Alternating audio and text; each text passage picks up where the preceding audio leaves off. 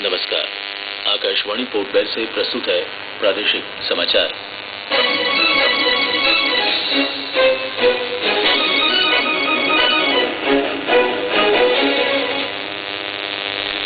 सरकार ने दवाओं के मूल्य और उनकी उपलब्धता से संबंधित शिकायतों के हल के लिए फार्मा जन समाधान योजना शुरू की है। वस्तुओं के आयात निर्यात के लिए अब केवल 3 दस्तावेज उपलब्ध कराने होंगे। पोर्ट ब्लेयर के सत्र न्यायालय ने हत्या के एक दोषी को आजीवन कारावास की सजा सुनाई है। दक्षिण अंडमान के बिम्बलीगंज में विश्व ग्लोकोमा सप्ताह के तहत कल जांच और जागरूकता कार्यक्रम आयोजित किया गया और ग्रामीण क्षेत्र के पुनर्निर्माण के प्रति युवाओं को प्रेरित करने के लिए जवाहरलाल नेहरू राजकीय महाविद्यालय में प्रशिक्षण कार्यक्रम आयोजित हुआ।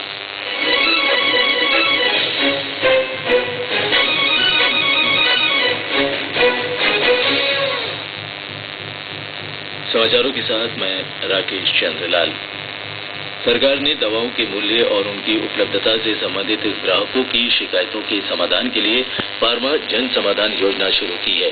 नई दिल्ली में कल इसकी शुरुआत करते हुए रसायन और उर्वरक मंत्री आनंद कुमार ने कहा कि इससे दवाओं के मूल्यों को कारगर तरीके से लागू करने में मदद मिलेगी और ग्राहकों के हितों की रक्षा की जा सकेगी।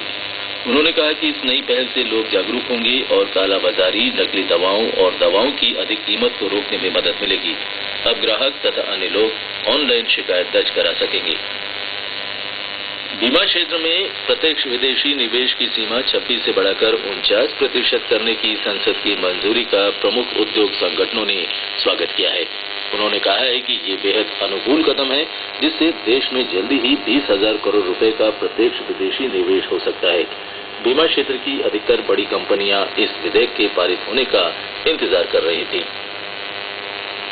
वस्तुओं के आयात निर्यात के लिए अब केवल 3 दस्तावेज अनिवार्य होंगे। इससे पहले लगभग 10 कागजात देने पड़ते थे। सरकार की इस पहल से लागत और समय की बचत होगी। विदेश व्यापार महानिदेशालय ने इस संबंध में अधिसूचना जारी कर दी है, जो 1 अप्रैल से लागू होगी।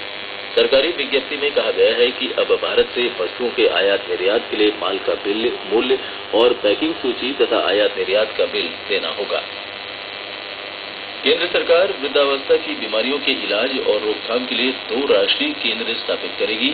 स्वास्थ्य मंत्री जेपी नड्डा ने कल लोकसभा में बताया कि एक केंद्र दिल्ली के अखिल भारतीय आयुर्विज्ञान संस्थान एम्स में और दूसरा चेन्नई के मद्रास मेडिकल कॉलेज में खोला जाएगा। श्री नड्डा लोकसभा में एक सांसद द्वारा रखे गए निजी विधेयक वरिष्ठ नागरिक वृद्धावस्था और विस्मृति उपचार प्रावधान विधेयक 2014 पर हुई बहस का जवाब दे रहे थे। वर्ष 2000 में पोर्ट ब्लेयर के स्कूलैंड क्षेत्र में फसाद करने और एक व्यक्ति की चाकू मारकर हत्या करने के आरोप में S.A. सलीम नाम के व्यक्ति को आजीवन कारावास की सजा दी गई है।